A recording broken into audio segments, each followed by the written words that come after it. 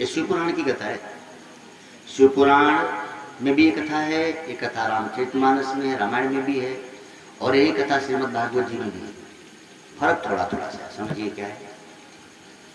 शिव पुराण में भगवान वेदव्यास कहते हैं, ब्रह्मा जी कह रहे हैं इस कथा को सुना रहे कि नारद जी चले भगवान शिव जी के यहाँ, और नारद जी जिसको देखो ना वैसा करने का दिल करता है। ये सबका अनुभव है। कोई बढ़िया डीजे वाला बाजा लग जाए, माइक वही है, साउंड वही है, तो लोग नाचने लगते हैं। रोने वाला लग जाए तो रोने लगते हैं। बाकी सब सिस्टम वही रहता है। जैसा हम सुनते हैं देखते हैं वैसा ही करने का दिल करता है। नारद जी ने भगवान विश्वनाथ को ध्यानस्थ देखा। शिव जी हमेशा ध्यान मुद्रा में रहते, ऐसे बैठते हैं। विद्यार्थी ध्यान देंगे, ऐसे खाली विद्यार्थी बैठे ना तो इससे बुद्धि बढ़ती, इसलिए शिव जी हमेशा ज्ञान मुद्रा में रहते हैं। इसको कहते हैं ज्ञान मुद्रा। तो अब नारद जी को लगा कि मैं भी करूं ध्यान, और नारद जी समाधिस्थ हो गए। नारद जी जब ध्यान करने लगे तो इंद्र को बड़ी चिंता हुई। बड़ा आदमी बड़े विचार करता है, छोटा आदमी छोटा विचार करता है। अच्छा, आपको ये पता है बड़ा आदमी और छोटा आदमी की पहचान क्या है? बहुत धन होने से बड़ा आदमी नहीं होता। बहुत आपके पास बड़ा मकान हो, बड़ी जाति में जन्मे, ये बड़प्पन की पहचान नहीं है। बड़ा आदमी और छोटे आदमी की पहचान देखें। एक छोटा सा दृष्टांत है समझने के लिए। एक राजा अपने सभी मंत्रियों के साथ बगीचे में बैठे थे। ठंडी का समय था, धूप ले रहे थे। ठंडी में प्रायः हम धूप में बैठना पसंद करते। तो राजा बैठे थे, एक जौहरी आया।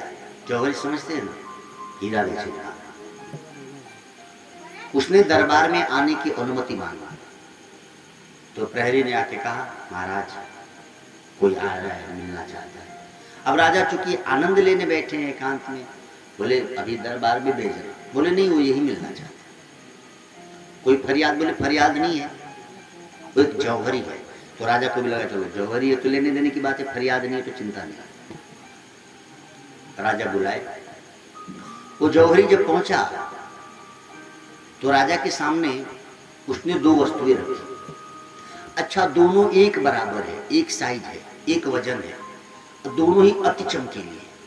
इतना चमकीली कि रत्ती मात्र भी दोनों में कोई फर्क नहीं है। और दोनों वस्तुओं को राजा के सामने रख के उसने कहा कि महाराज मैं कई राज्यों को जीतते हुए आ रहा हूं। इन दोनों में एक हीरा है और एक शीशा है, कांच है, लेकिन कोई बता नहीं पा रहा है कि कौन हीरा है कौन कांच है। यदि कोई बता दे, यदि सही बता देगा तो मैं अपना हीरा आपके खजाने में रख दूंगा, और उत्तर यदि गलत हुआ तो जितना का मेरा हीरा है उतना रुपया आपको देना पड़ेगा। अब हीरे की बड़ी कीमत होती है। राजा सोचा कि भैया ये रिक्स तो हम नहीं ले। बोले भाई मैं नहीं बता पाऊंगा, रुको अपने वजीर को बुलाओ। वजीर ने कहा हजूर आप राजा हैं, आप लेते तो भाई दे भी देते, मैं कहां से दे पाऊंगा हीरा की कीमत, कहीं गलती हो गई तो। अब दोनों एकदम एक बराबर है।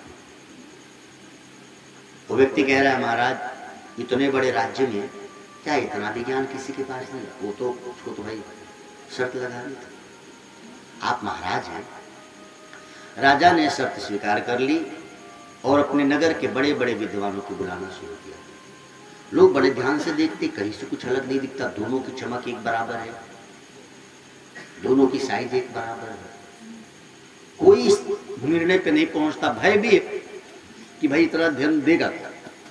राजा बाद में सुनने लगे कि तू ऐसे कैसे बताए। एक हफ्ते वह रह गया जौहरी। तो एक हफ्ते में बात पूरी नगर में फैल गई। उस नगर में एक अंधा व्यक्ति रहता था जो बचपन से अंधा था। जब उसको इस बात की खबर लगी तो उसने कहा कि मुझे ले चलो, मैं बता दूंगा। खूब ध्यान से समझिएगा। अब दोनों आंख का अंधा है बचपन से, और ये कहता है कि मैं बता दूंगा। लोग ले गए राजा के पास। राजा ने कहा कि बड़े बड़े विद्वान नहीं बता पाए तो तुम कैसे बता दोगे, जन्म संदेह हो। बोले हजूर मैं जन्म से आंख का अंधा हूं, अकल का नहीं। मेरे पास बुद्धि तो दी है भगवान ने, और वैसे भी हजूर आप हारे हुए ही हो। कोई नहीं बता पाएगा तो भी तो आपको देना ही पड़ेगा। तो एक बार मुझ पर यदि विश्वास कर लो तो कहता ही क्या है, अरे वैसे भी तो हारे हुए हुआ। राजा को लगा तो बात तो सही है, अरे पैसा तो इसको ऐसे भी देना पड़ेगा, तो चलो इसकी बात मान ही लो। अच्छा बोले चल भाई तू ही बता। दोनों आंख का अंधा है, स्वाभाविक स्पर्श करके ही बताएगा। दोनों को स्पर्श करके 1 मिनट नहीं लगा, उसने तुरंत कहा कि यह हीरा है, ये कांच है। और जैसे ही सही उत्तर दिया, वो जौहरी को बड़ा आश्चर्य हुआ। उसने कहा महाराज इनका उत्तर बिल्कुल सही है, मैं अपना हीरा आपके राज दरबार को सौंपता हूं। जोरों की ताली बजी। वो जौहरी बड़ा परेशान है कि मैं कई राज्य को जीतते आ रहा हूं, आंख वाले नहीं बता पाए, अच्छे अच्छे जौहरी नहीं बता पाए, ये अंधा आदमी कैसे बता दिया। तो कहा कि देखो हजूर, हीरा तो मैं हार गया हूं, कृपा करके हे सूर्य देवता आप इतना बता दो कि आप जाने कैसे। उस अंधे ने कहा कि देखो धूप में हम लोग बैठे हैं, तो मैंने दोनों को स्पर्श किया, जो कांच था वो गर्म था, जो हीरा था वो ठंडा था, मैंने बता दिया कि ये हीरा है, कांच है। इसका अर्थ यह है कि जो बड़ा आदमी होता है वो ठंडा रहता है, और जो छोटा आदमी होता है वो गर्म हो जाता है। अब आप अपने को देख लो कि हम बार बार यदि गर्म होते हैं तो समझ गए आप कांच हैं। और गर्मी में माहौल झगड़े का है, किसी ने कुछ कह भी दिया और फिर भी आप सह जाते हैं, तो आप हीरा हो साहब। भगवान विष्णु सोए हुए थे और भृगु जी ने जाके हाथ मारा। अब कहा तो 3 लोग के पालन करता है, भृगु जी की क्या औकात। लेकिन बड़ा आदमी हीरा जैसा होता है, ठंडा होता है। भगवान विष्णु को लात मारते हैं। उन्होंने मुनि को चरण वंदन किया कि महाराज आपके चरणों को चोट तो नहीं लगी, मैं तो राक्षसों से भिड़ते रहता हूँ, मेरा सीना बड़ा कठोर हो गया है, आपने मेरे सीने पे पद प्रहार किया है, तो कहीं आपके चरणों को चोट तो नहीं लगी।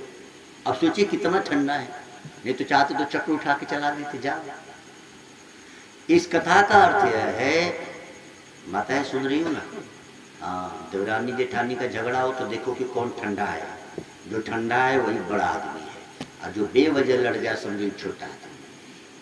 आप हीरा बनो, काहे शीशा बनो भाई, काहे कांच बनो। तो जितना ठंडा रहोगे उतना ही ज्यादा कीमती रहोगे।